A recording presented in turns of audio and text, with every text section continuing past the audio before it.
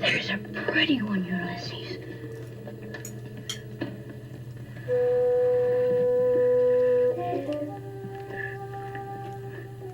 There it is. Hello, BookTube. I'm Sean Breeze Books. Welcome back to my channel and another episode of In Other Words. It's been, I think, about 2 years since I've done one, and I have been missing doing them so much.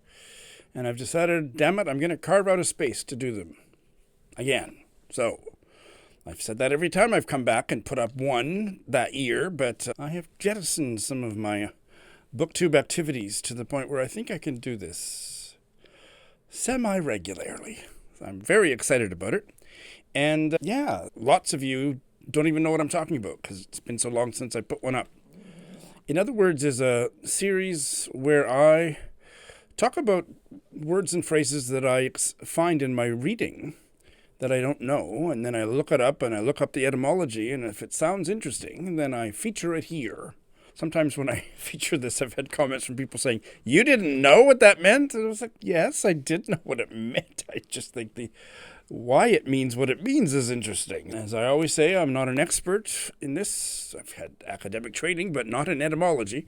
But I enjoy talking about this kind of stuff, and there's a certain subset of yous that have been interested in the past, so we'll see how it goes. But I think that's all for the introduction, so let's just jump in. So the first word I have, it's a phrase. It's, I guess, an idiomatic phrase, to boot. So here's the sentence. It's from Mary Barton by Elizabeth Gaskell. And it's not going to make much sense to you if you don't know the book, but and now Wilson's care and Barton's to boot was wanted to restrain the wild man agony of the fevered man. These are two male characters in the novel, and they are coming to the aid of somebody who's got, scarlet fever or something. And both of them are needed to try and deal with him because he's in kind of a delirium. And Barton's to boot means, in addition, Barton. To boot does mean in addition or besides. It's quite an old-fashioned expression, but I certainly use it and hear it. It's not a formal term. Like, it's the kind of thing that would be contextually in negotiations. I'll throw in 2 extra books to boot, or I'll throw in an extra muffin to boot. Additionally, you're making an offer and you're sweetening the deal, but it's not a legal phrase. You would never see it in a legal document.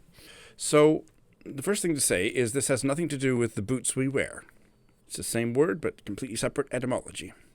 This one goes back to an old English word. Here's the spelling, but it's pronounced like boat. And the old English boat meant advantage, remedy, compensation, or improvement. And there is one other word that I guess it's in British English, because I had never heard of it in my life, that also descends from that word, and that is bootless. Apparently, it's all news to me, means useless, unavailing, no advantage. But like I say, I've never heard it in my life. Maybe I've been living under a rock, but I don't think it's a North American adjective. Correct me if I'm wrong, which is a good opportunity for me to say some of the best stuff about these videos. It happens in the comment section, so check those out. Once we get to the Middle English, that word boat was used in legal and economic contests. So we'll talk a little bit about that. But the adverbial form was to boot, and sometimes spelled with the old spelling, which came to mean an extra advantage, in addition, moreover. So let's look at the noun boot, this meaning of profit or use. There are versions of it in Old Frisian, German, Gothic, all related to some kind of help, relief, advantage, atonement, or a making better of something. And here's the really interesting thing. This meaning of boot is a kissing cousin to better and best. Can you breathe? Editing Sean here. Well, I definitely got confused about this, and in fact, I'm blaming some of that on the online etymological dictionary because it's a bit confused. So I've done a deeper dive, and here is what I'd like to say now about the connection between the Old English boat, from which we get the phrase to boot, and better and best. The Etymological Dictionary Online said that, or certainly implied, that better and best were the comparative and superlative form of the Old English boat. That is not proven. That is pretty much purely speculative. However, what can be said with certainty is that all three of those words go back to kind of a word family or parallel formations in Proto-Germanic. And the words that I'm going to quickly mention here all express the idea of improvement or benefit. So they're cousins, but they're not ancestors, descendants. Nothing has been proven solidly. So in Proto-Germanic, the noun that meant help, remedy, improvement was bōtō, here it is, and had an adjectival stem. I don't know what's the difference between an adjectival stem and an adjective, but in any event, that meant relative goodness, and that was bat. Old English inherited both of those separately, independently. Boat as a noun, and betera / betst, which became the comparative and superlative of God. So betera, best, evolved to better, and best. God, I don't know how it was pronounced, evolved into good. So there is a family relationship, but it cannot be specified beyond that. Does that make sense? And the only two words that are still used in English that descend from boat are to boot and bootless. Boot shows up in a bunch of Shakespeare plays. Here's a line from Antony and Cleopatra. Give him no breath, but now make boot of his distraction. So take advantage of his distraction. Make boot of his distraction. The next one is another phrase, and it's to be sent to Coventry. So it comes from The Slaves of Solitude, a 1940s novel by Patrick Hamilton that I read recently, quite enjoyed. And in the novel, there is a curmudgeonly character. The setting is a World War II era boarding house, and one of the tenants is Mr. Thwaites. And we find out that Mr. Thwaites didn't like another tenant, and finally sent him to Coventry absolutely, and that befuddled me. So here's what it means. It's a British English expression, obviously. And the figurative meaning that's been used for centuries is to be deliberately ignored or ostracized. Mr. Thwaites ignored and ostracized his other tenant, sent him to Coventry. So you just basically shun somebody. You're in their midst, but you ignore them, you refuse to speak to them. You act as if that person doesn't exist. Cold shouldering, social exclusion. So this goes back to at least the 17th century. And there is not complete clarity on it, but the hypothesis is that the phrase came out of the English Civil War because royalist prisoners were taken to Coventry, which was the parliamentary stronghold, the anti-royalist forces. And then once they got there, they were shunned by the locals. That's the theory, but any reference I found to it expresses this lack of confidence that they think that's probably where it comes from. But I think it's probably not used that much anymore, but you tell me if I'm wrong in British English. But it was something that you'd find in Enid Blyton books, especially the Mallory Tower series. And I didn't read very many of those, but Enid Blyton was my first favorite author when I was a kid. So that's what I can tell you about being sent to Coventry. I also read this great Tanzanian novel by Abdulrazak Gurnah called Theft, and encountered the phrase beck and call. And again, very clear to me what it means, but why does it mean what it means? And here's the sentence. One of the main characters, really the main character, Badar, he was tired of always being at the beck and call of other people's needs. Really, it's self-explanatory. Beck comes from beckon, a nod or other mute signal intended to express desire or command. So you just look at your servant or your assistant in a certain way, and they would know what to do. And call would mean you'd actually call them. It's not that difficult to explain. But the word beckon goes back to a word I wouldn't even have a clue how to pronounce. Gebecnian, from Old English, which meant to make a mute signal by a nod or gesture. Going back to the Proto-Indo-European root, ba, here it is, meaning to shine. And we get a bunch of other words from this same Proto-Indo-European root, including beacon. Here's a bunch of others. Banner, boy, or as the Americans pronounce it, I can't understand why they would pronounce it that way, but they do. Buoy? I just laugh when I hear that. What are you talking about? Diaphanous, emphasis, epiphany, fantasy, phantasmagoria, phantom, phase, photocopy, sycophant, and photosynthesis. Oh my goodness. Hey, I'm back. One of the ways that if I get into a regular routine with these episodes is that there's going to be costume changes. I'm only going to have time to do a few words in one sitting, and then a couple days later, in this case, it's been almost 2 weeks since I did that last one, and that's how I'm going to make a go of it. So let's carry on. Moot point is the next expression to talk about, and this comes from this gargantuan 18th century novel, Clarissa by Samuel Richardson, which I have been reading, doing mostly solely on audio for years. I was hoping to finish it by the end of 2025, and it ain't going to happen, but that's okay. And here is the phrase. So Lovelace is the villain of the piece in Clarissa, and he's writing a letter to his friend, his male friend, and he's bragging about the flirtatious repartee he has, even though he's in the doghouse with all these family members for being such a cad, beyond being a cad, treating his intended Clarissa in such a dastardly manner. And this is the repartee that he's relaying in the letter. They are smart girls. They have life and wit. And yesterday, upon Charlotte's raving against me, these are distant cousins, upon Charlotte's raving against me upon a related enterprise, I told her that I had it in debate several times whether she were or were not too near of kin to me, and that it was once a moot point with me whether I could not love her dearly for a month or so.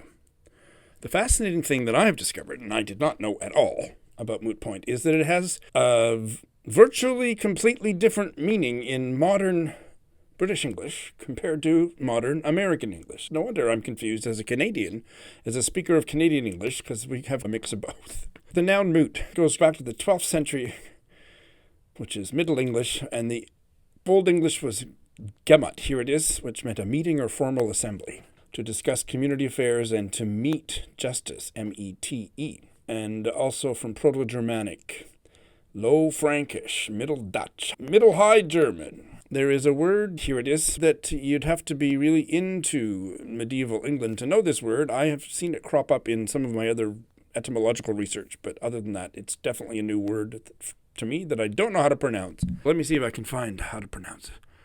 Witenagemot. Witenagemot, which was the old court in the Middle Ages, during the era of Middle English. That was also known as a moot hall. And so there was also a related phrase in the early 16th century, awful moot, which meant the last judgment. So judgment is part of it. By the mid-17th century, moot, the adjective moot was used to talk about something that was debatable and subject to discussion. And here is where this is not the meaning of moot or moot point in American English, but it still is today in British English and was in Samuel Richardson's time. Moot, and it wasn't always used with point, but moot, the adjective, meant and still means in British English, debatable and subject to discussion.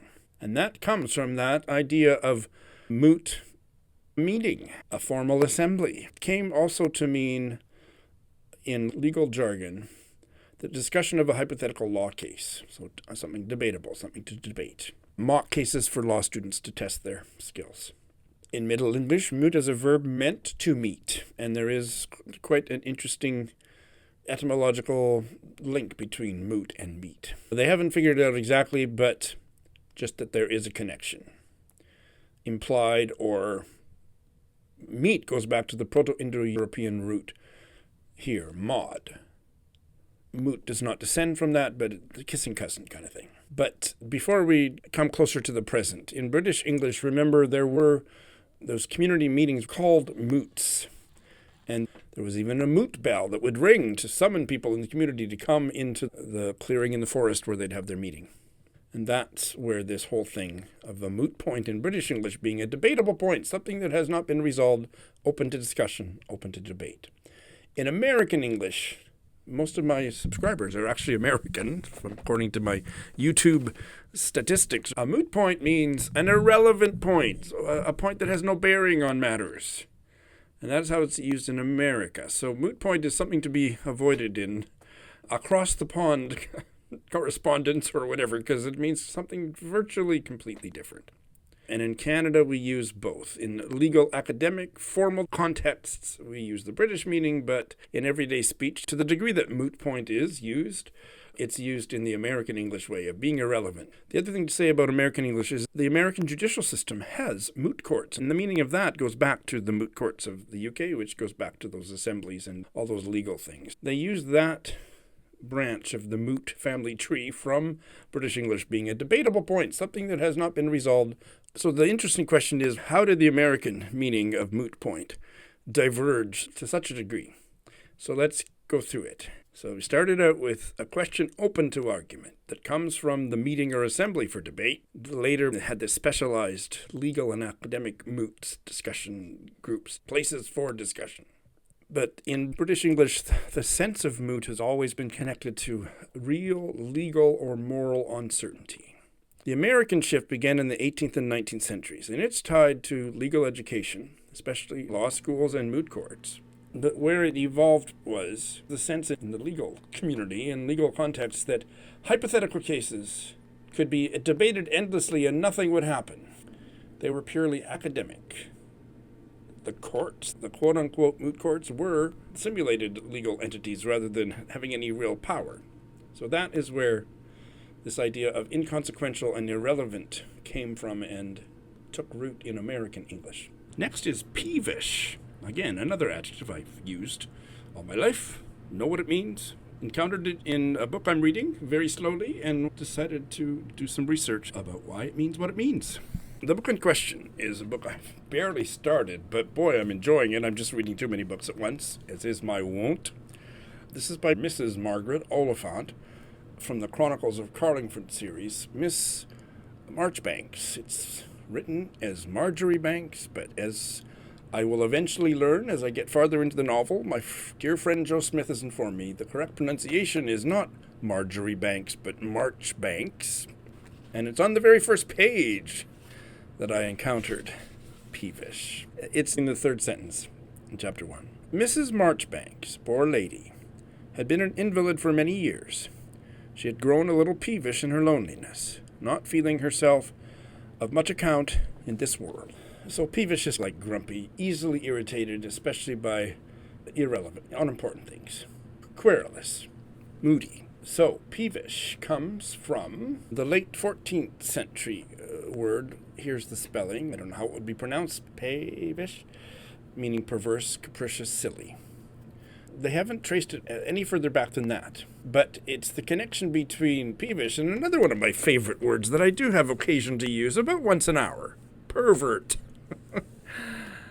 They think peevish was probably modeled on the Latin perversus, meaning reversed or perverse, which was the past participle of pervertere, to turn about. By the 17th century, this original meaning of peevish, perverse, capricious, silly, vanished from English and was supplanted by the modern meaning, cross, fretful, ill-tempered, from the 1520s.